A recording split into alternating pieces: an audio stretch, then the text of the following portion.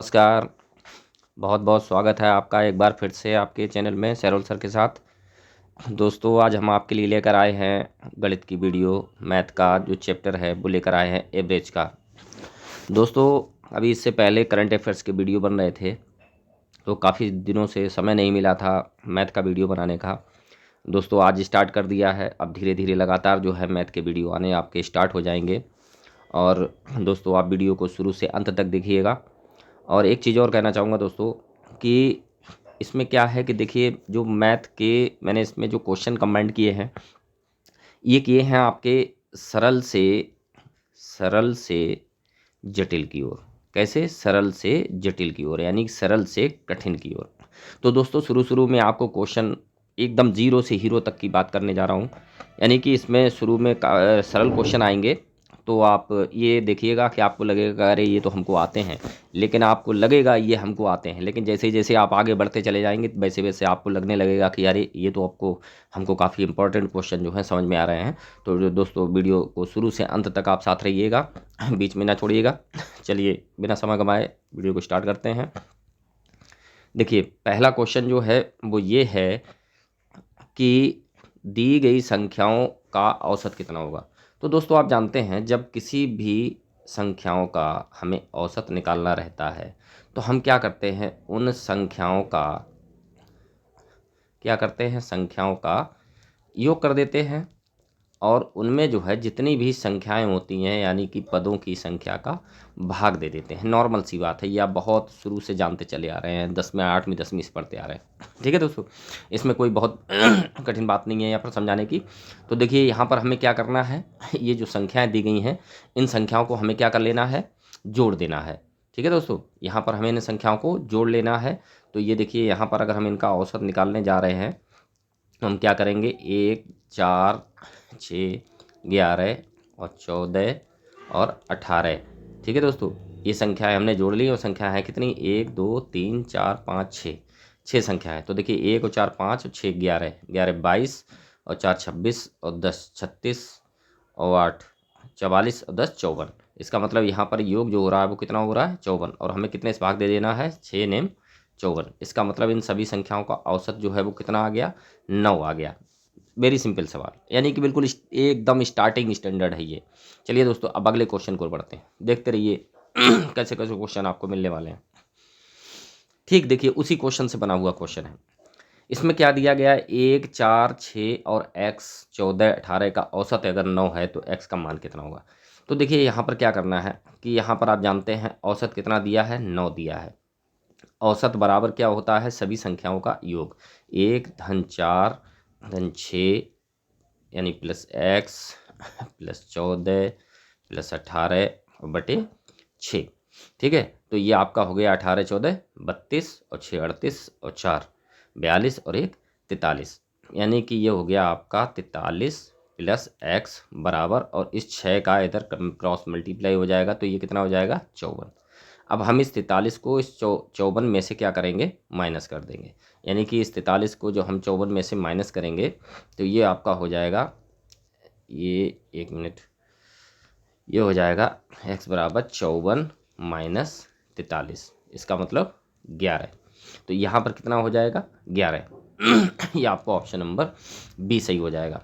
यानी कि कुछ करना क्या है इसमें, देखिए दोस्तों, फिर समझ लीजिए एक बार से, फिर मैं आपको समझा देता हूँ, आपको समझ में आ गया होगा, लेकिन फिर भी क्या करना है कि हमें इन सभी संख्याओं को जोड़ लेना। औसत बराबर यहाँ पर हो गया 43 प्लस x बटे 6।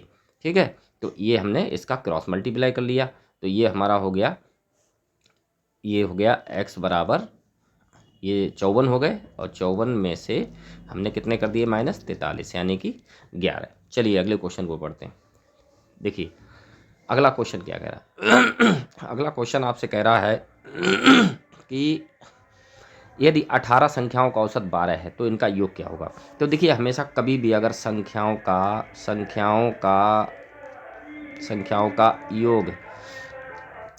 का योग बराबर क्या होता है, औसत में और पदों की संख्या का हम गुणा करते हैं। क्या करते हैं, पदों की संख्या का गुणा। ठीक है, तो यहाँ पर देखिए, संख्याओं का योग पूछा है, औसत कितना है, औसत है यहाँ पर 12। 12 और पदों की संख्या कितनी है 18 पद है, 18 संख्या होगा तो 18 गुणा कर दे, 18 दूनी 36 हासिल 3, 18 एकन 18 3 21। इसका मतलब ये कितना हो गया 200, 18 18 दूनी 36 की 6 हासिल 3 और 18 एकन 18 3 21 यानी कि ये हो गया आपका 216।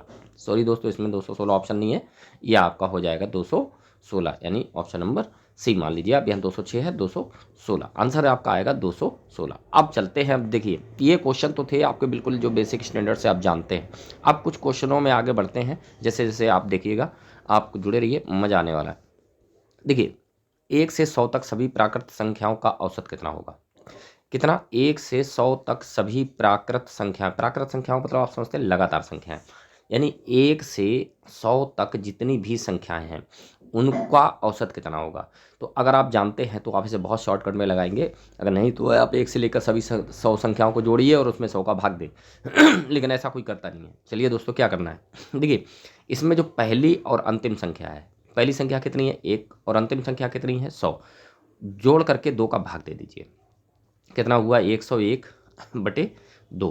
तो देखिए ये हो गया 2 पंजे 10 जीरो और ये हो गया 2 पंजे 10 यानी कि 50.5, ये आपका ऑप्शन हो गया। अब देखिए यहाँ पर करना क्या है, जो 1 से 100 तक सभी प्राकृत संख्याएं यानी सभी संख्याएं हैं, 1 है 2 है 3 है 4 है 5 है 6 है 7 है, यानी कि इन सभी संख्याओं के बीच में अंतर देखिए 1 1 का है अंतर, 1 1 का हो, 2 2 का हो, 3 3 का हो, 4 4 का हो, 10 10 का हो, 20 20 का हो, 30 30 का, 100 100 को, अंतर सभी पदों में बराबर होना चाहिए। अगर अंतर सभी में बराबर है तो आप पहले पद को और अंतिम पद को जोड़ करके 2 का भाग दे दीजिए, सभी संख्याओं का औसत 10 सेकंड में निकल आएगा। कल शर्त यही है कि सभी पदों के बीच में अंतर बराबर हो, जरूरी नहीं 1 का हो, 2 का हो या 10 का हो, कितना भी हो बराबर होना चाहिए। चलिए अगले क्वेश्चन को पढ़ते हैं। देखिए 1 से 100 तक क्या कह रहा है, 1 से 100 तक सभी सम संख्याओं का औसत कितना होगा। तो देखिए 1 से 100 तक, 1 से 100 तक सभी सम संख्याएं, तो पहली सम संख्या कितनी हो गई 2 और 100 तक दूसरी कितनी हो गई 100, तो पहली 2 और अंतिम कितनी हो गई 100। तो अब हमें करना क्या है, दोनों संख्याओं को जोड़ के 2 का भाग देना है। तो देखिए 2 का भाग दे दीजिए, ये कितना हो गया 102 बटे 2, 2 पंजे 10 2 एकल 2। इसका मतलब यहाँ पर औसत जो है आ गया वो आपका कितना आ गया 51। चलिए अगले क्वेश्चन को बढ़ते हैं। अब देखिए कह रहा है, अगले क्वेश्चन कह रहा है 1 से 100 तक सभी विषम संख्याओं का औसत कितना होगा। देखिए फिर आपका फटाफट 10 सेकंड में निकलने वाला क्वेश्चन है। 1 से 100 तक सभी विषम संख्या, तो पहली विषम संख्या 1 हो गई और दूसरी जो अंतिम विषम संख्या होगी वो कितनी होगी 9, क्योंकि 100 तो है नहीं। तो अब हमें 1 से 99 तक सभी विषम संख्याओं का औसत निकालना है। फिर आपको क्या करना है, चूँकि एक, अब मान लीजिए 1 है, फिर 3 है, फिर 5 है, फिर 7 है, फिर 9 है, देखिए सभी में 2 2 का अंतर बराबर चल रहा है, चाहे सम हो चाहे विषम हो 2 2 का अंतर चलता है, लगातार हो तो 1 1 का अंतर चल रहा है, अंतर बराबर चल रहा है। हमको कुछ नहीं करना है, पहली और अंतिम संख्या को जोड़ना है, 2 का भाग दे देना है, ये आया 100 बटे 2, ये आ गया 50 आपका आंसर, ये हो गया। चलिए अब देखिए 32 के पहाड़े का औसत कितना होगा। अब आप सोचिए 32 के पहाड़े का औसत कितना होगा, तो 32 का पहाड़ा आपको याद तो करना नहीं है, कौन याद करता है, कोई याद करता ही नहीं है। ठीक है 32 का पूछ लिया, वो आपसे अभी 70 का पहाड़ा पूछ ले या 72 का पूछ ले ठीक है, तो आप जानते हैं कि 32 क्या होगा, 32 दूनी 64 होगा और लास्ट में आकर के 32 धाम 320 होगा, यानी कि पहला पद जो होगा वो 32 होगा और अंतिम पद जो होगा वो 320 होगा। ठीक है दोस्तों, और सभी में 32 का पहाड़ा है तो 32 का ही अंतर होगा। तो किसी भी पहाड़े का अगर आपसे औसत पूछा जाता है तो पहला पद जो है और अंतिम पद जोड़ देना है, 2 का भाग दे देना है। तो देखिए ये कितना हो गया 320, ये हो गया 352 बटे 2। तो देखिए 2 एकन 2, 2 सत्ते 14, 2 छंग 12, कितना हो गया 176, यानी कि ये आंसर हो गया आपका 176। देखिए क्योंकि चूंकि पहाड़ा है तो सभी में बराबर का ही अंतर होगा, अगर 14 का पहाड़ा है तो 14 14 का अंतर होगा, 32 पहाड़ा है तो 32 32 का अंतर होगा। तो किसी भी पहाड़े का औसत अगर आपसे पूछा जाता है तो पहला और 32 सेकंड 32 32 धाम 320, अंत पहला अंतिम पद जोड़ करके 2 का भाग दे दिया, क्वेश्चन सॉल्व 10 सेकंड में। चलिए अगले क्वेश्चन बोलते हैं अब देखिए, अब यहाँ पर आपसे क्वेश्चन आया है नए टाइप का। 5 क्रमागत, क्रमागत लगातार यानी कि लगातार विषम संख्याओं का औसत 43 है। सबसे बड़ी संख्या क्या है? देखिए कोई 5 संख्याएं हैं और उनका औसत कितना है? 43 है। तो सबसे बड़ी संख्या पूछी गई है। तो देखिए दोस्तों, यहाँ पर बहुत शॉर्टकट से मैं आपको बताने जा रहा हूँ, ध्यान दीजिएगा। कितनी संख्याएं हैं? 5। देखिए 1 2 3 4 5। औसत आप जानते हैं, औसत का मतलब होता है हमेशा बीच वाली संख्या। तो ये कितनी है? बीच वाली संख्या कितनी हो गई? 43 हो गई। कैसी संख्याएं हैं? विषम।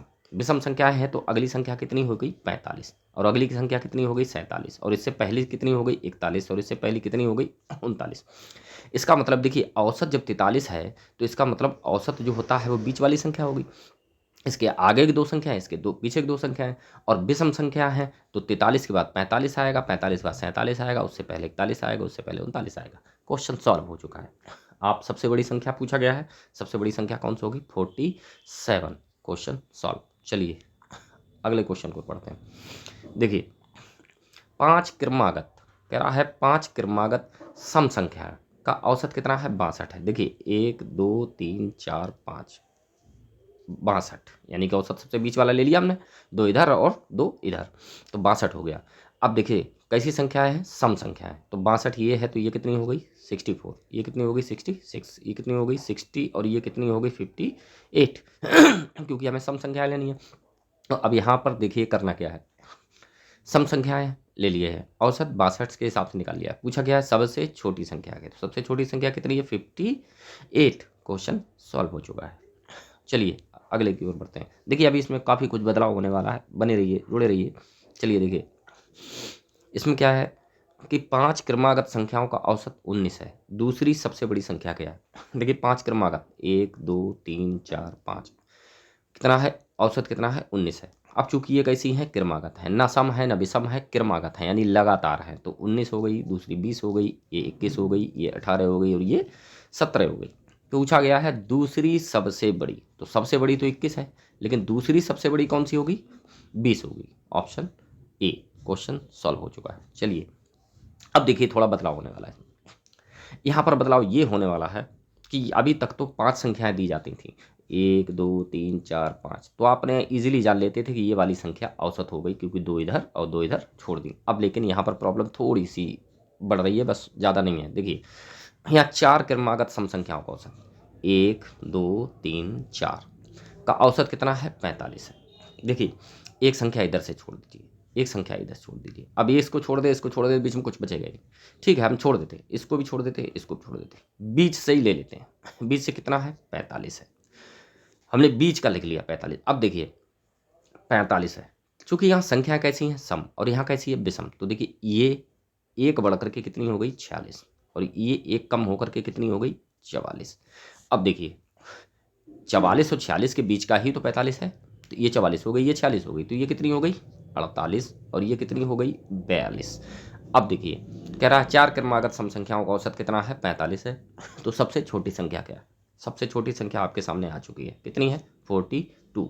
बस इतना सा आपको ध्यान रखना है कि जब हमने नहीं मिल रहा है हमें ऑप्शन, जैसे हमने एक इधर से छोड़ दिया, एक इधर से छोड़ दिया, इधर से छोड़ दिया, इधर से छोड़ दिया, बीच में आपको संख्या नहीं दिख रही, लेकिन हमें बीच में मानना पड़ जाएगा। चलिए देखिए सेम टाइप का क्वेश्चन आगे देखिए। 4 क्रमागत विषम संख्याएं यहाँ पर कैसी हैं? 4 क्रमागत विषम संख्याएं देखिए 1 2 3 4।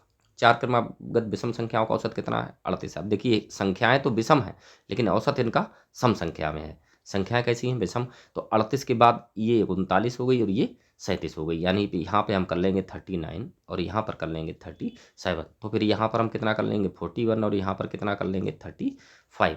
तो अब आप देख लीजिए 4 क्रमागत विषम संख्याएं हो गई 35 37 39 41। ठीक है, औसत कितना हो गया? 38। 38 औसत हो गया। तो दूसरी सबसे छोटी संख्या क्या है? तो देखिए सबसे छोटी संख्या जो है वो कौन सी है? 35 है, लेकिन दूसरी सबसे छोटी पूछी गई है तो इसका मतलब यहाँ पर कितना होगा? 37। Option number B. चलिए अब देखिए अगले क्वेश्चन को।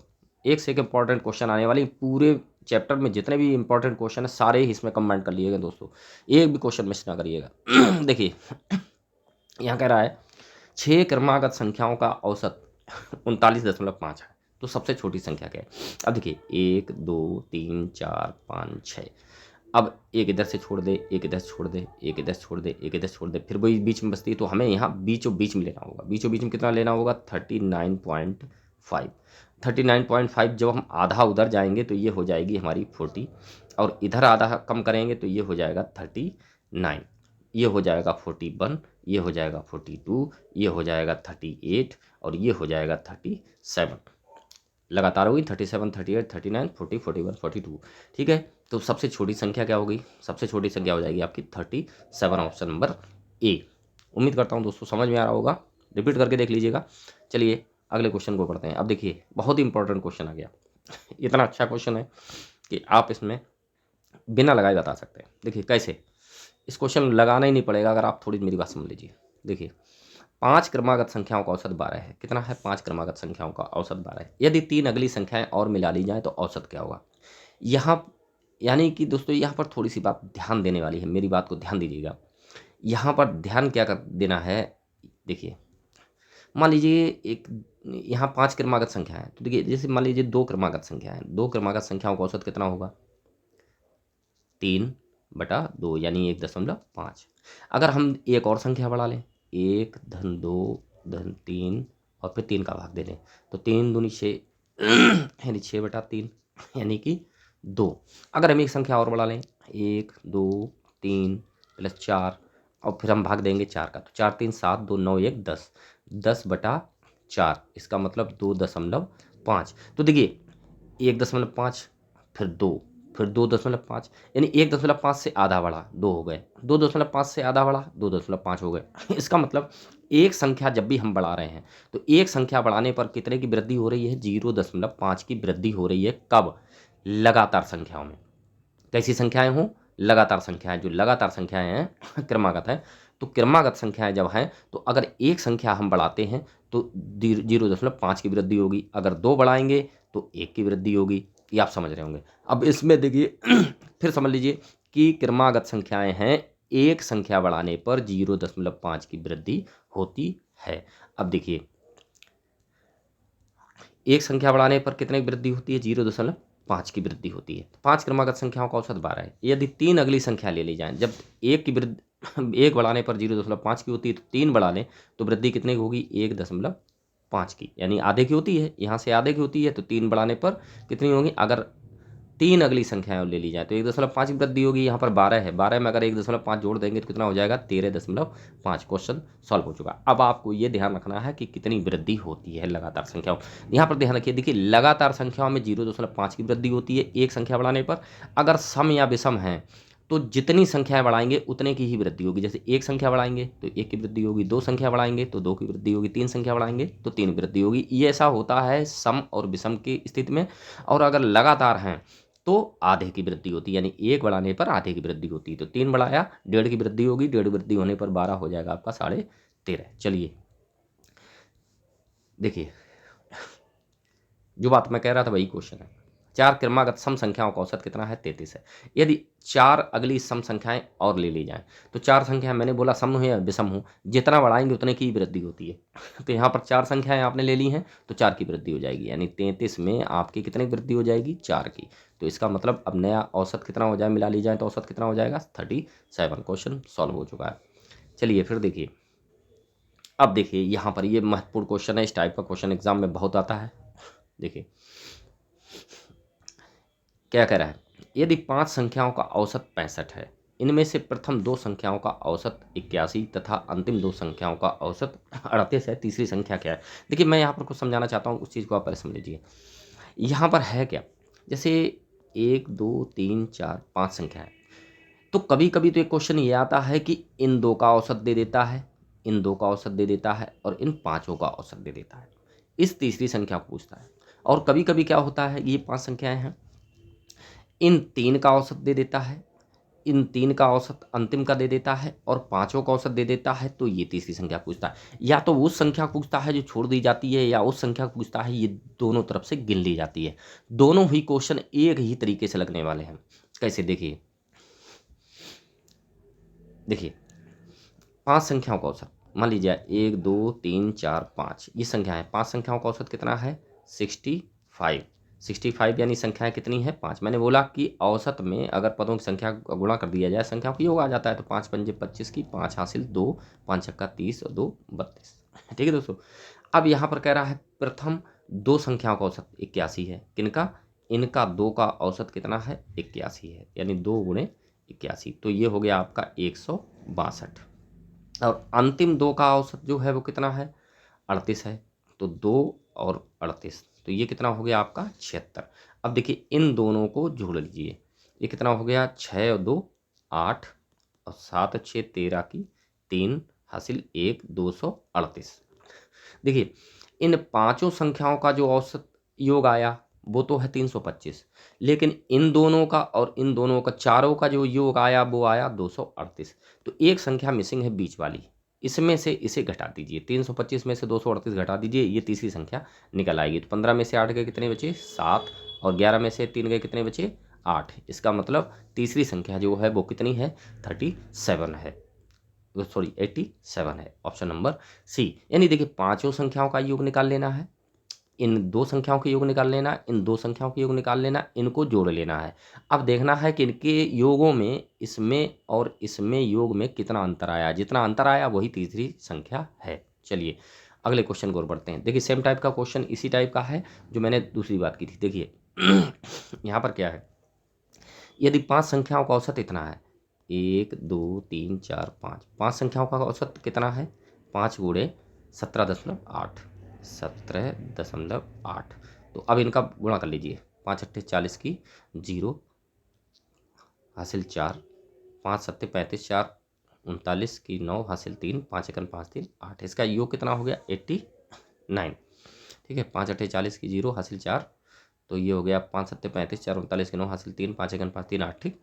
अब यहाँ पर देखिए इन तीन संख्याओं का औसत दिया गया है। तीन संख्याओं का प्रथम तीन संख्या है, प्रथम तीन संख्याओं का औसत कितना है 15 है। तो देखिए 15 और 3, तो ये कितना हो गया, इनका योग कितना हो गया 45। और देखिए ये आपकी तीन संख्याएं ली गई थी, अब ये अगली तीन संख्या ये ले रहा है, तो इन तीन का औसत कितना है 21 है। तो एक इसके ये कितना हो गया 63। अब इनको जोड़ लीजिए, 5 3 8 और 6 4 10। इसका मतलब देखिए इन दोनों का योग, इन दोनों का योग जो आया वो आया 108, और इन पांचों का योग जो आया वो आया 89। अब 108 में से 89 आपको घटा देना है। तो ये कितना हो गया आपका 11 इधर बचे और 8 ये 19। इसका मतलब इनका योग कितना हो गया 19। यही तीसरी संख्या है जो बार बार गिनी जा रही है। देखिए बार बार गिनी जा रही, अगर ये छोड़ दी जाती है तो नीचे वाला जो योग आता है वो कम आता है, अगर दोनों तरफ से गिनी जाती है तो ज़्यादा आता है। हमें दोनों ही कंडीशन में इनका अंतर निकालना रहता है। तो यहाँ पर अंतर हमने निकाल दिया, अंतर हमने निकाल दिया है। तो देखिए यहाँ पर कितना हो गया 19 हो गया। ठीक है, अगले क्वेश्चन की ओर बढ़ते हैं दोस्तों। देखिए यदि 50 संख्याओं का औसत 36 ज्ञात किया गया, तो 36 ज्ञात किया गया है, तो अब इसमें करना क्या है। कह रहा है बाद में पता चला कि 48 के स्थान पर 23 ले ली गई है, शुद्ध औसत क्या है। देखिए 50 संख्याओं का औसत कितना ज्ञात किया गया 36 ज्ञात किया गया। तो 36 ज्ञात किया गया यानी कि 50 गुणे 36, 36 पंजे 180। इसका मतलब इन सभी संख्याओं का योग कितना है 1800। हमने पता कर लिया कि इनका योग कितना है 1800, क्योंकि 50 संख्या है औसत 36 है। औसत में अगर संख्याओं का गुणा कर दिया जाए, सभी पदों की संख्या गुणा कर दिया जाए तो योग निकल आता है। तो यहाँ पर योग जो है वो कितना हो गया हमारा 1800 हो गया। ये क्या हो गया योग। अब देखिए करना क्या है, 1800 तो ये योग आ गया, ज्ञात किया गया, गलत है। बाद में पता चला कि संख्या 48 के स्थान पर 23 ले ली गई है। तो जो 23 ले ली गई है उसे आप निकाल दीजिए, और 48 के स्थान पर ले ली गई है 48 लेना चाहिए थी, तो 48 को आप ले लीजिए, सही योग निकाल लीजिए। 48 में से 23 के कितने बचे 25। तो अब आपका योग सही कितना हो गया 1825। संख्याएं तो आपकी वही 50 ही हैं, 50 का आप दे दीजिए इसमें भाग। देखिए 5 धाम और 5 3 15 और 5 छक्का 30, 5 पंजे 25, और 0 से ये काट दिया, तो ये हो गया आपका 36.5। यानी कि शुद्ध औसत जो आया वो कितना आया 36.5। चलिए अगले क्वेश्चन को बढ़ते हैं। देखिए बहुत इंपॉर्टेंट क्वेश्चन आने वाला है, वेरी वेरी इंपॉर्टेंट क्वेश्चन। देखिए यहाँ पर आपको ध्यान देना है, यहाँ पर ध्यान ये देना है कि 5 व्यक्तियों में से 60 किलोग्राम भार वाले, देखिए व्यक्ति हैं 5, 60 किलोग्राम भार वाले व्यक्ति के स्थान पर नया व्यक्ति आने से औसत भार में 1 किलोग्राम की वृद्धि हो जाती है, तो आने वाले व्यक्ति का भार कितना है। देखिए लोग कितने हैं, 5 हैं। इनका अभी आपको औसत नहीं मालूम, मान लिया इनका औसत जो है वो कितना है, x है, तो इनका योग कितना हो गया, 5x, यानी पदों की संख्या में व्यक्तियों में औसत का गुणा कर दिया तो ये कितना हो गया, 5x हो गया। ठीक है, अब 5x हो गया है, तो अब जो गया है 60 किलोग्राम भार वाले व्यक्ति के स्थान पर नया व्यक्ति आया, तो जो व्यक्ति गया उसका भार कितना है, 60 किलोग्राम, तो गया है इसलिए माइनस कर दो, बराबर दूसरा आ गया, तो लोग तो 5 ही रहे, लेकिन उसके औसत भार में कितने की वृद्धि हो गई, 1 की, तो यानी कि औसत भार कितना हो गया, x+1। अब देखिए 5x माइनस के 60 बराबर 5x और प्लस के 5, 5x कट गए, ये 60 उठाकर इधर लाएंगे तो ये कैसे हो जाएंगे, 5 में 60 जुड़ जाएंगे, यानी कि कितना हो जाएगा, 65। अब देखिए यहाँ करना क्या, ध्यान रखिएगा, यदि यहाँ पर ये जो 60 लिखे हैं, यदि आने वाले का भार पता है तब तो आप यहाँ पर माइनस की जगह प्लस लगाइए, अगर जाने वाले का भार पता है तो यहाँ पर जो है आप जा रहा है, ठीक है, तो माइनस लगाइए, और आ रहा है तो प्लस लगाइए। यहाँ पर देखिए ये जो x+1 लिखा हुआ है, अगर यहाँ भार में वृद्धि हो रही है तो आप प्लस लगाइए, और कमी हो रही है तो आप माइनस लगाइए। क्वेश्चन बिल्कुल 2 लाइन में सॉल्व हो जाएगा। वैसे अगर आप फॉर्मली देखना चाहें तो देखिए 60 किलोग्राम वाला व्यक्ति गया है, 1 किलोग्राम की वृद्धि हुई है, 1 किलोग्राम की जब औसत में वृद्धि होती है, लोग हैं 5, तो 5 किलोग्राम वृद्धि होगी, 5 किलोग्राम की वृद्धि होगी, इसका मतलब 60 वाला जाएगा और कितने वाला आएगा, 65 वाला आएगा। नहीं समझे होंगे, फिर से समझ लीजिए, 1 किलोग्राम की वृद्धि होती है, लोग हैं 5, जब 1 किलोग्राम की वृद्धि होती है, 5 लोग हैं तो 5 किलोग्राम वृद्धि हुई, तो जो गया है वो 60 वाला गया है, तो आएगा कितने वाला, 65 वाला। चलिए देखिए अगले क्वेश्चन को बढ़ते हैं।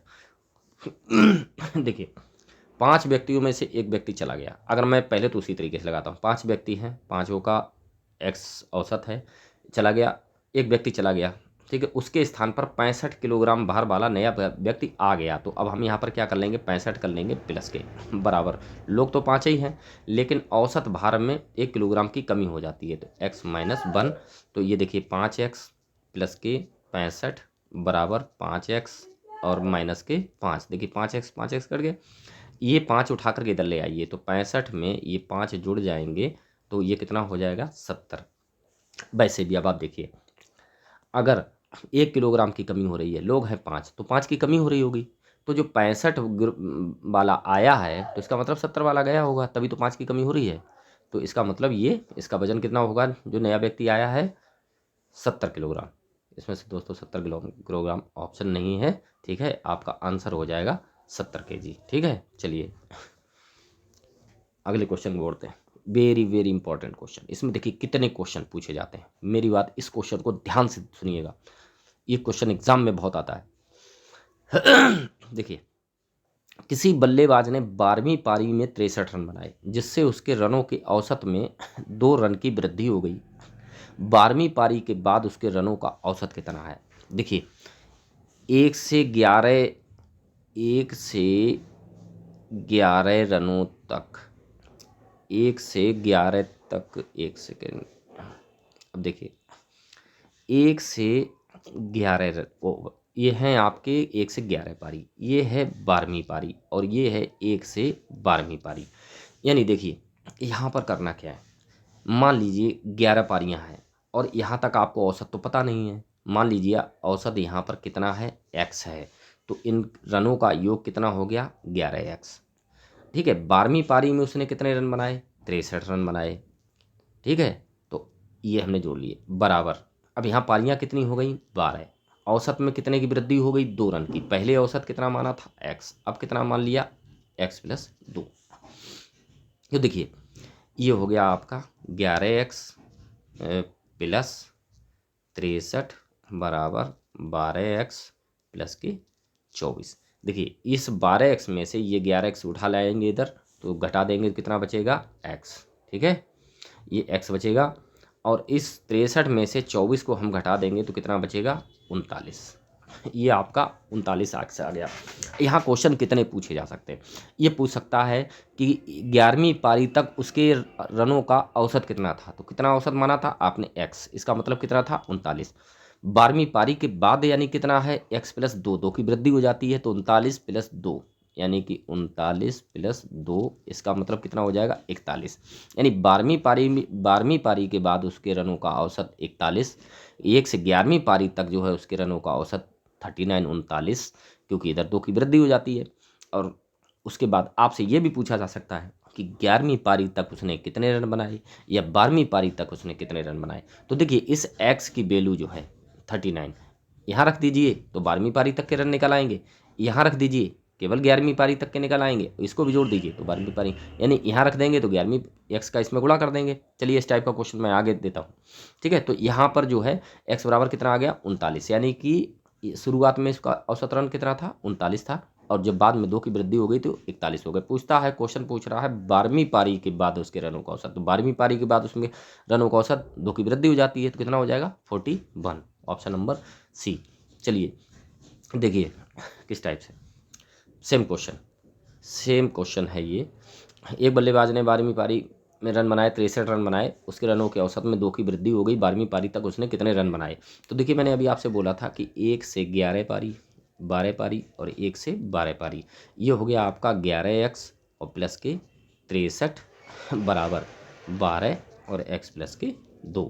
ठीक है, तो ये हो गया आपका 11x और प्लस के 63 बराबर 12x प्लस के 24। तो अभी आपने यहाँ x बराबर कितना निकाल लिया था 39, जो x बराबर 39 निकाला था। अब यहाँ पूछ रहा 12वीं पारी तक उसने कितने रन बनाए, तो उसके रनों का रन कितने बनाए उसने, यहाँ देख लीजिए 12 x प्लस 2 यानी कितना 39 और प्लस 2 कितना हो गया 41 में 12 का गुणा कर दीजिए, 12 एकन 12 की 2 हाथ से लगी 1, 12 चौक 48 और 1 49, इसका मतलब उसने कितने रन बनाए 492 रन बनाए। ठीक है, ये देखिए ऑप्शन नंबर। चलिए अगला क्वेश्चन फिर देख लीजिए इसी क्वेश्चन को। मैं कह रहा हूँ कि ये क्वेश्चन 3 तरीके से पूछा जाता है। देखिए यहाँ से क्या है कि 1 से 11, फिर समझ लीजिए, फिर 12, फिर 1 से 12, यहाँ पर कितना था 11x, यहाँ पर कितना था 63 और यहाँ पर कितना था 12 और x प्लस 2। ठीक है दोस्तों, तो आपने यहाँ पर कितना निकाल लिया था x बराबर कितना निकाल लिया था 39 निकाल लिया था। अब यहाँ पूछ रहा है 11वीं पारी तक उसके रनों का औसत कितना था, तो देखिए रन कितने बनाए थे, तो 11वीं पारी तक उसने कितने बनाए थे 11x, यानी कि 11 गुणे 39। तो देखिए 11 ने 99 की 9 हासिल 9, 11 तियाँ 33 और 9 42, 429 कहाँ हो गया, ये देखिए ऑप्शन नंबर ए। चलिए दोस्तों यहाँ पर क्या है कि वही बात है कि 11वीं पारी तक उसने रनों का औसत कितना था, तो अभी आपने x बराबर यहाँ पर कितना निकाल लिया था 39, तो यहाँ से 1 से 11 तक आपका 11x था और फिर 12वीं पारी में उसने 63 रन बनाए थे और 1 से 12 तक जो है उसका हो गया था 12 और x प्लस 2 हो गया था, क्योंकि यहाँ पर 2 की वृद्धि हो गई थी, यहाँ पर थी नहीं। तो अब वो यहाँ पर पूछ रहा 11वीं पारी तक उसके रनों का औसत कितना था, x था, तो x का मान कितना है 39, तो इसका मतलब ऑप्शन नंबर सी। एक और महत्वपूर्ण क्वेश्चन एग्जाम में आपका पूछा जाता है। देखिए एक व्यक्ति स्थान ए से बी तक 65 किलोमीटर प्रति घंटा की चाल से जाता है और आता है 60 किलोमीटर प्रति घंटा की चाल से वापस। पूरी यात्रा में उसकी औसत चाल क्या होगी। दोस्तों देखिए आप वो अच्छी तरीके से जानते हैं कि आपको एक फार्मूला याद रहता है 2xy upon x plus Y, है ना, या आपको अच्छी तरीके से ध्यान रहता है। और आप यहाँ क्या करते हैं x का मान 65 रख देंगे और y का मान जो है 60 रख देंगे और ये आपका निकल आएगा। लेकिन दोस्तों मैं इससे कुछ अलग हट के एक चीज़ आपको बताना चाहता हूँ जो आप कभी धोखा नहीं खाएंगे। ठीक है, उस पर आप ध्यान दीजिए। देखिए मैं क्या बताना चाह रहा हूँ, यहाँ 65 और 60 है तो चाले देखिए थोड़ा सा 1 मिनट आपको ज़्यादा लंबा लगेगा। देखिए औसत चाल जब भी निकालने को आए, औसत चाल जब भी निकालने को आए तो इसका मतलब हुआ कुल दूरी बटे कुल समय, कुल दूरी बटे कुल समय, यानी चाल बराबर दूरी बटा समय होता है, तो औसत चाल बराबर कुल दूरी बटा कुल समय। ठीक है, अब हमें करना क्या है, देखिए मान लीजिए ये दो दूरियां हैं। ठीक है, ये 2 दूरियां हैं समान है, ये भी x है ये भी x है। ठीक है, हमें क्या करना है, चाल बराबर बराबर आप जानते हैं, चाल बराबर क्या होता है, दूरी बटा समय होता है। तो समय बराबर हो जाता है आपका दूरी बटा चाल, ये तो हो जाता है। अब देखिए समय बराबर दूरी बटा चाल, तो पहली दूरी x, चाल चलता है 65 की, दूसरी दूरी x, चाल चलता है 60 की। इनका एलसीएम ले लीजिए, एलसीएम आ जाएगा 13 12 5, 12 पंजे 60 और 13 छः 78, 780। ठीक है, 780। तो ये हो गया आपका 65, 13 पंजे 65, 13 छः 78, ये हो गया आपका 12 13, ये हो गया आपका 12x। ठीक है, ये 12x हो गया और ये हो गया आपका 13x। तो यहाँ पर हो गया 25x बटे 780। अब देखिए दोस्तों, यहाँ पर ये 25x बटे 780 कुल क्या हो रहा है, समय हो रहा है। ठीक है, अभी मैंने आपको बताया था यहाँ पर देखिए ये दूरी है। मैं ये क्यों बताने जा रहा हूँ दोस्तों, यहाँ थोड़ा सा दिमाग पर लोड पड़ रहा होगा, रुके रहिएगा, बिल्कुल ध्यान रखिएगा कि यहाँ पर मैंने क्या किया, कुल समय निकाल लिया। पहला समय कितना लगा, दूरी बटा चाल, दूरी बटा चाल, कुल समय कितना लगा 25x बटा 780।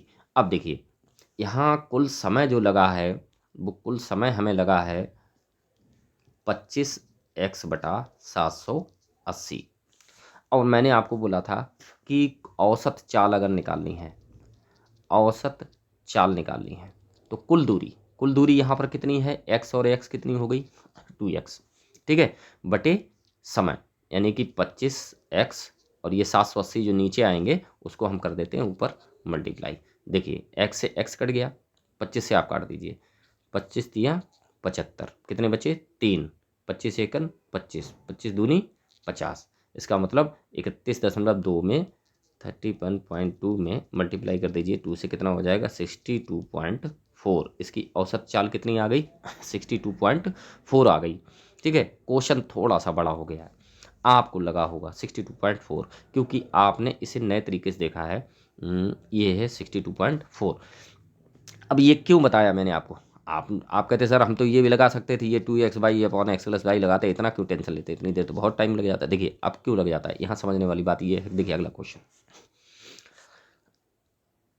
यहाँ क्या कह रहा है, यहाँ ये कह रहा है कि एक व्यक्ति स्थान ए से बी तक 10 किलोमीटर प्रति घंटा की चाल से, बी से सी तक 20 किलोमीटर प्रति घंटा चाल के, सी से डी तक 30 किलोमीटर प्रति घंटा की चाल से, डी से ई तक 60 किलोमीटर प्रति घंटा की चाल से जाता है। ठीक है, पूरी यात्रा में उसकी औसत चाल क्या है, क्योंकि यहाँ पर दूरी दी नहीं गई है, तो दूरी सब समान है।